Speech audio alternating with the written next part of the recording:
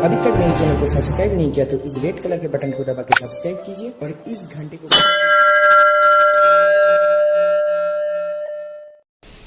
परमात्मा कहते हैं तुम मौत भूल गया, तुमने कितना बड़ा आश्चर्य कर रखा है।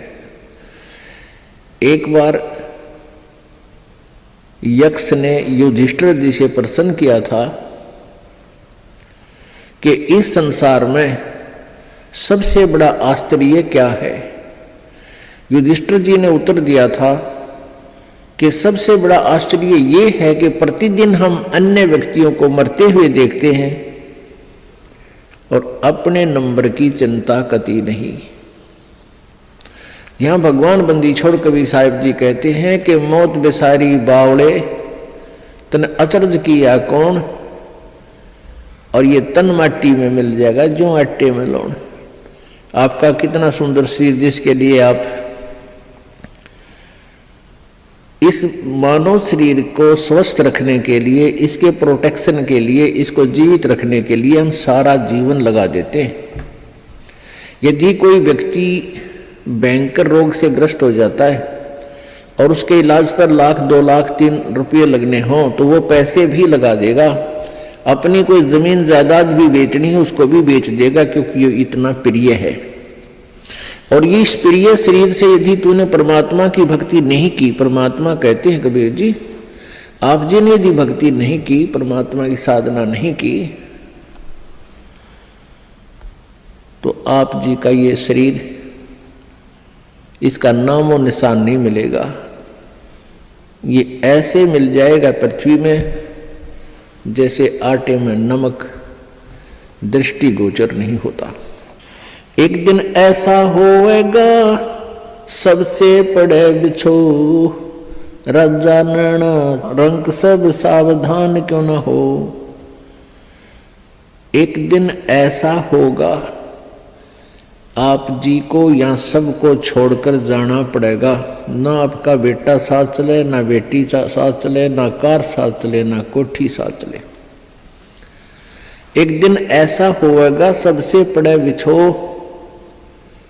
इसलिए परमात्मा कहते हैं राजा राणा रंग सब सावधान क्यों ना हो, यानी सावधान हो, सतर्क हो, डरो परमात्मा से और उस मौत से आने वाले उस दिन को याद रखो। फिर बुराई नहीं कर सकते आप पाप नहीं कर सकते, आप भगवान की भक्ति को नागा नहीं कर सकते, जब आपको मौत याद रहेगी। हमने सबसे पहले उसी वस्तु को भूला जो सदा याद रखनी चाहिए थी। कौन कौन सी? एक तो परमात्मा और दूसरे मृत्यु। उजड़ खेड़े ठीकरी ये गड़गड़ गए कुमारे, वो रावण श्रीखे चले गए वही लंका के सरदार। आप देखते हो जगह जगह कोई नगर उजड़ गया, उसको खेड़ा बोलते हैं। जो कोई गांव कहते हैं, गांव खराब गर्क हो गया था तो वहाँ छोटी छोटी ईंटें, बर्तन फूटे हुए मिट्टी के, उनके ठीकरे वो नजर आते हैं। तो परमात्मा याद दिलाते हैं कि ये उजड़ खेड़े ठीकरी, और वह भी आपकी तरह ठाठ से रहा करते थे, भगवान भूल गए थे। और गड़गड़ गए कुमार, रावण जैसे चले गए वो लंका के सरदार, आपकी तो औकात क्या है। ऊंचा दिखे धौलहरा ये मंडी चीती पोले, एक हरि के नाम बिना ये जम्मा रहेगा रोल। कहते हैं आप जी को ये काल आपकी रोल मार रहा है। रोल मारना आपको मूर्ख बना रहा है। अब बहुत बड़ा आलीशान कोठी बना ली, उसका खूब संगे मरमर ला दिया, उसके बढ़िया बढ़िया पत्थर लगा दिए, और इसने देख देख कर तू भगवान को भूल गया। ऊंचा दिखे धौलरा और मंडी चीती पोले,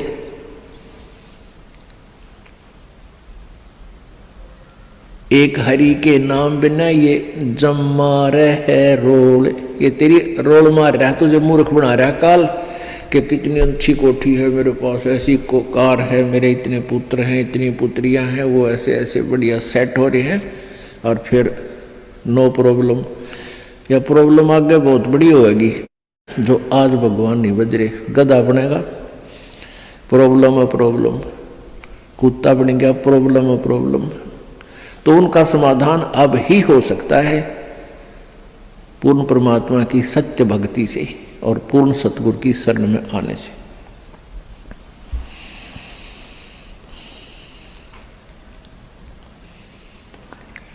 कबीरा देवल ढह पड़ा ये ईंट वही संघार, कोई चे जा रहा चुनिया मिलान दूजी बार।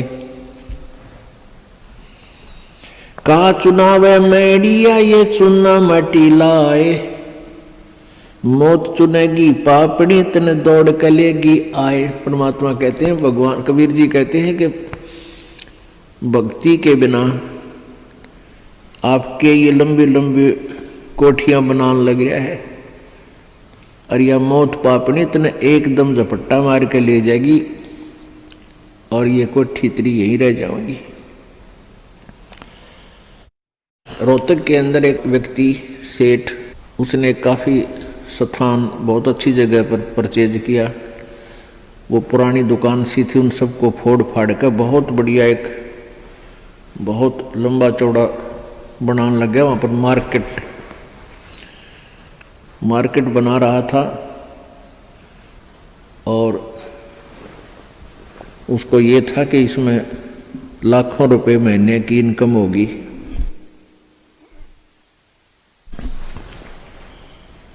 अब वो मार्केट तो बनी भी नहीं थी,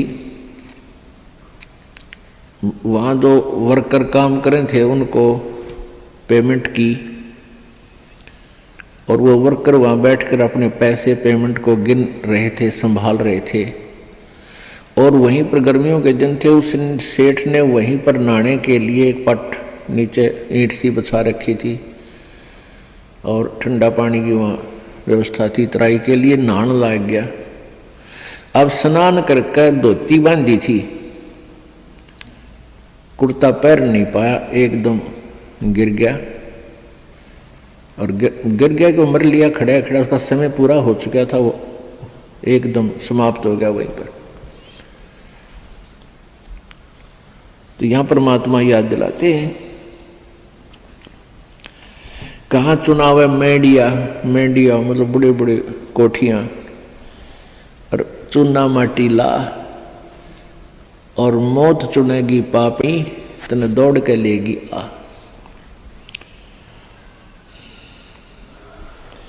कहा चुनाव है मेडिया ये लंबी भीत उसार,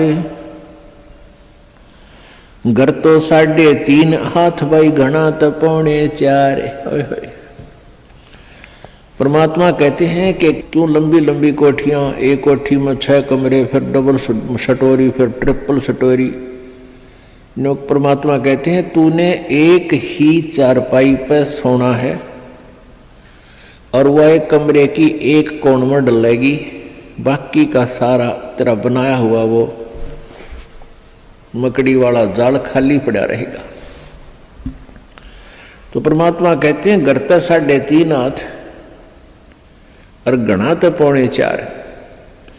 एक व्यक्ति का अपना शरीर का जो डायमेंशन है, अपने हाथ के 3.5 हाथ, 3.5 हाथ, कोई चाहे छोटा है चाहे बड़ा, अपने हाथ नाप के देख लियो, उसका लंबाई 3.5 हाथ की होती है, और एक हाथ का ऐसे पूरा विस्तार होता है।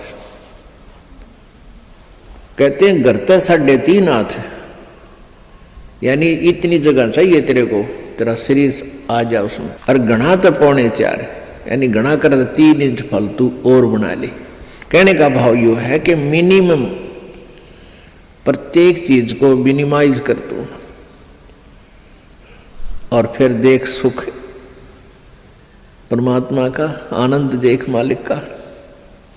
जिसको अच्छी बंगले के बनाने के लिए ना जाने कितने 2 नंबर के काम करे, या कर्जा वर्जा ले गए कोठी बनावा दुनिया में लोग दिखावा करने के लिए, फिर वो कर्जे वाले पीछे पीछे आप लुकता फिरे, सो झूठ बोला, आज कोई ना कह दे करके बाहर जा रहा है।